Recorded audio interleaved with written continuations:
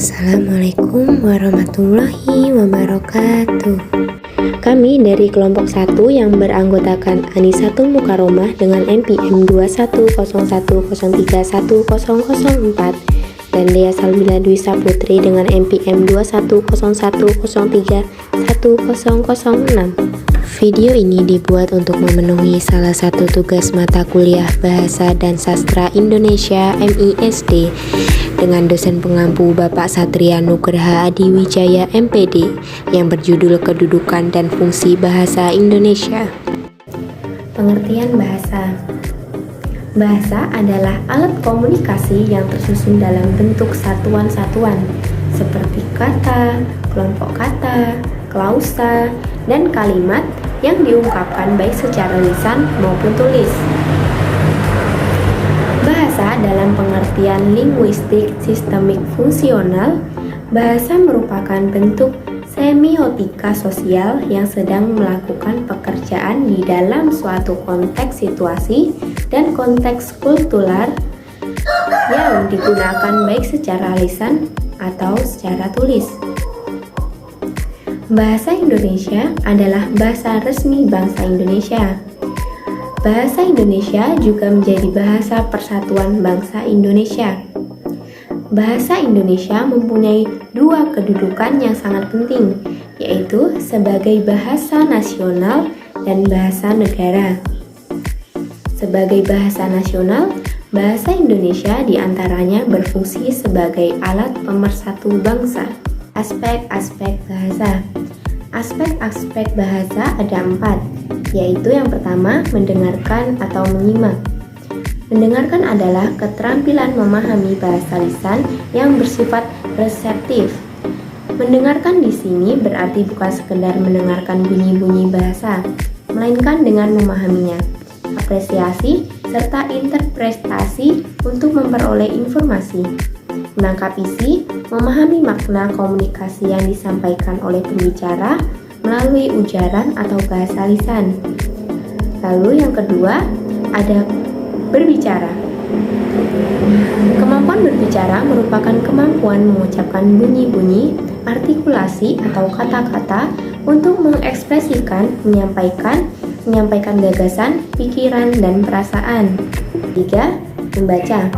Membaca adalah keterampilan reseptif bahasa tulis. Keterampilan membaca dapat dikembangkan secara tersendiri, tetapi pada masyarakat yang memiliki tradisi literasi yang berkembang, seringkali keterampilan membaca dikembangkan secara terintegrasi dengan keterampilan menyimak dan berbicara. Dan yang keempat, menulis. Menulis merupakan suatu keterampilan produktif dengan menggunakan tulisan. Keterampilan berbahasa yang paling rumit di antara jenis-jenis keterampilan berbahasa lainnya. Karena menulis bukanlah sekedar menyalin kata atau kalimat, melainkan juga mengembangkan, menuangkan pikiran-pikiran dalam suatu struktur tulisan yang teratur. Selanjutnya yaitu fungsi bahasa. Bahasa Indonesia juga memiliki kedudukan dan fungsi yang sangat penting, yaitu seperti bahasa Indonesia digunakan sebagai lambang kebanggaan nasional, bahasa Indonesia digunakan sebagai lambang identitas nasional, bahasa Indonesia digunakan sebagai bahasa resmi kenegaraan, digunakan sebagai bahasa pengantar di lembaga pendidikan, dan juga bahasa resmi dalam perhubungan tingkat nasional untuk pembangunan pemerintahan.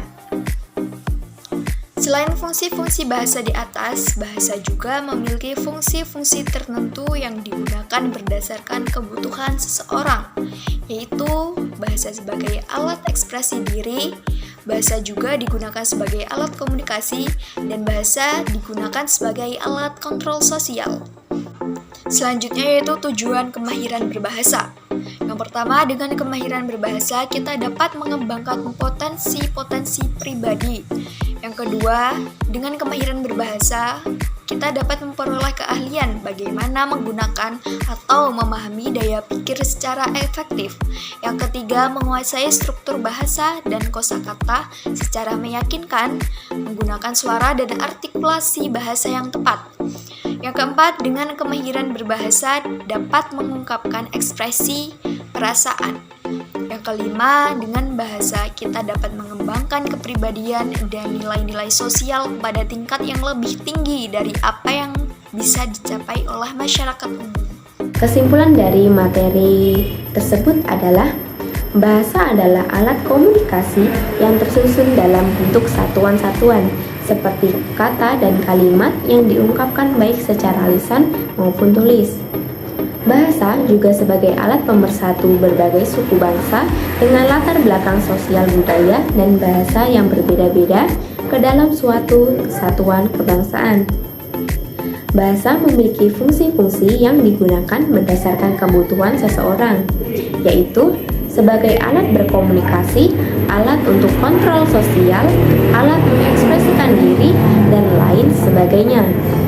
Terdapat 4 aspek bahasa, yaitu menyimak atau mendengarkan, berbicara, membaca, dan menulis. Sekian materi yang dapat kami sampaikan.